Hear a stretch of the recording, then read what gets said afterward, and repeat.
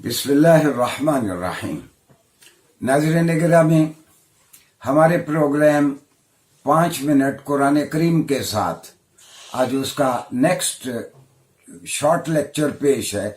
और आज हमारा मौजू है किताबत वही, यानी रसूलुल्लाह सल्लल्लाहु अलैहि वसल्लम के ज़माने में वही किस तरह लिखी जाती थी और कैसे प्रिजर्व की जाती थी, कैसे महफूज की जाती थी।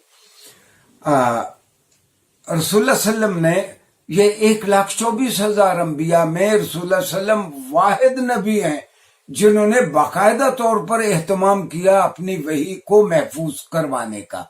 मंशा इज़्दी यही था कि ये अल्लाह की जानिब से भेजी जाने वाली आखिरी किताब है, लिहाजा ताक़याम क़यामत आने तक ये किताब इसी तरह महफूज रहे।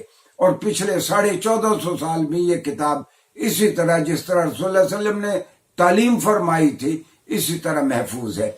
इस किताब की वही को महफूज करने की बहुत सारी तफसीलात, मेरी 2 किताबें हैं, the Quran a continuous miracle अंग्रेजी में और उर्दू में कुरान एक मुसलसल मौजज़ा, उसमें भी तफसीलात हैं। और बहुत ही तफसील के साथ डॉक्टर मोहम्मद मुस्तफ़ा आज़मी, हिंदुस्तान के एक मुसलमान स्कॉलर हैं, उनकी अंग्रेजी में किताब है the history of the text of the Quran. Doctor Azmi लिखते हैं और बहुत तहकीक के बाद उन्होंने लिखा है कि रसूलुल्लाह सल्लल्लाहु अलैहि वसल्लम ने अपनी हयात तय्यबा में कमो बेश 65 के करीब अपने सेक्रेटरीज या कातिबीन वही, या अंग्रेजी में जिनको स्क्राइब्स कहते हैं, आपने अपॉइंट किए। इन लोगों का काम यह था, जब रसूलुल्लाह सल्लल्लाहु अलैहि वसल्लम पे वही आने की कैफियत होती, ये फौरन आर्टिकल्स ऑफ राइटिंग लेके उस जमाने में जो जो चीजें किताबत के लिए, लिखाई के लिए इस्तेमाल होती थी, कलम है, दवात है, या कागज बहुत कम था। हाँ, कुछ दरख्तों की छाल ऐसी थी जो कागज का काम देती थी।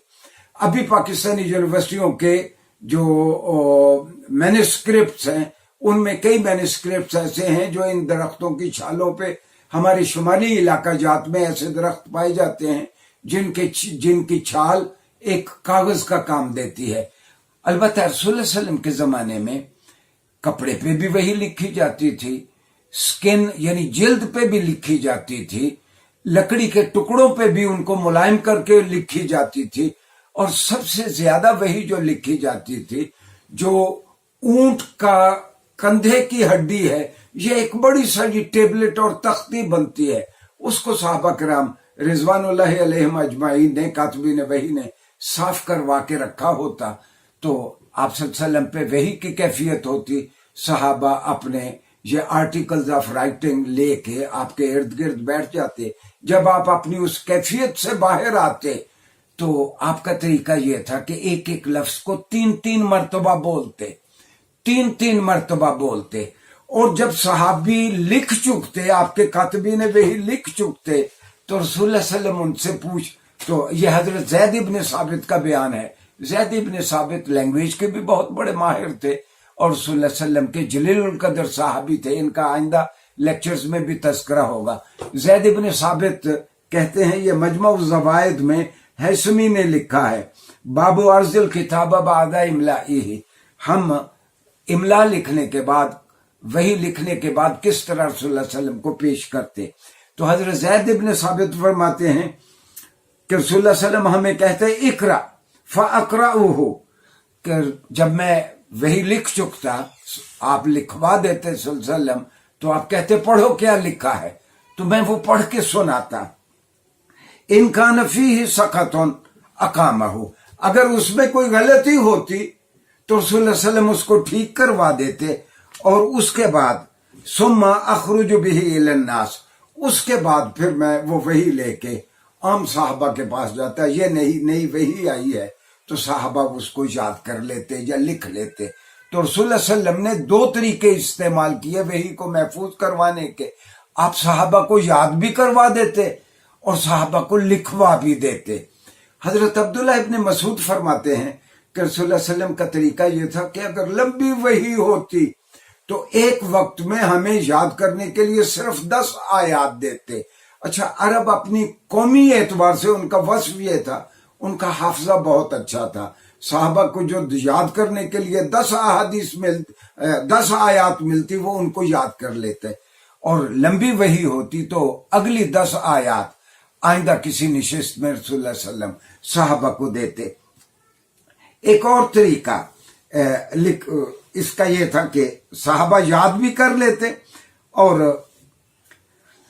ایک اور طریقہ رسول اللہ صلی اللہ علیہ وسلم نے یہ بھی اختیار کیا کہ آپ مسجد نبوی میں دن چڑھے یعنی 10-11 بجے آپ کہہ لیں، آپ بیٹھ جاتے، صحابہ کے پاس جو اپنی تحریریں ہوتی وہ لے کے آ جاتے، اور اپنی لکھی ہوئی وحی وہ آپ صلی اللہ علیہ وسلم کو پڑھ کے سناتے، تو رسول اللہ صلی اللہ علیہ وسلم وہ وحی سننے کے بعد، صحابہ کی تحریریں سننے کے بعد، گویا جس نے ٹھیک لکھی ہوتی آپ گویا ایک سرٹیفکیٹ اس کو دیتے کہ ہاں تم نے ٹھیک لکھا ہے، اگر کسی میں کوئی غلطی ہوتی تو آپ اس کو ٹھیک کروا دیتے۔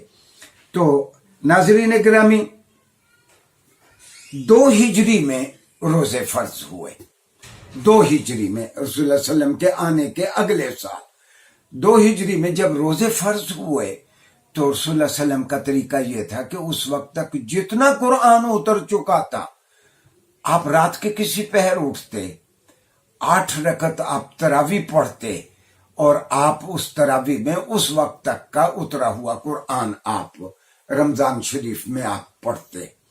اور آخری رمضان المبارک میں حضرت عائشہ فرماتی ہیں، میں بخاری سے کوٹ کر رہا ہوں، قرآن سارا اتر چکا ہے، حضرت عائشہ کہتی ہیں رسول اللہ صلی اللہ علیہ وسلم نے مجھے کہا کہ اس بار جبرائیل نے مجھے حکم دیا ہے کہ میں 2 بار رمضان میں قرآن سناؤں، 2 بار دور کروں، یعنی 2 مرتبہ جبرائیل مجھے سنائیں گے، 2 مرتبہ میں آپ کو سناؤں گا۔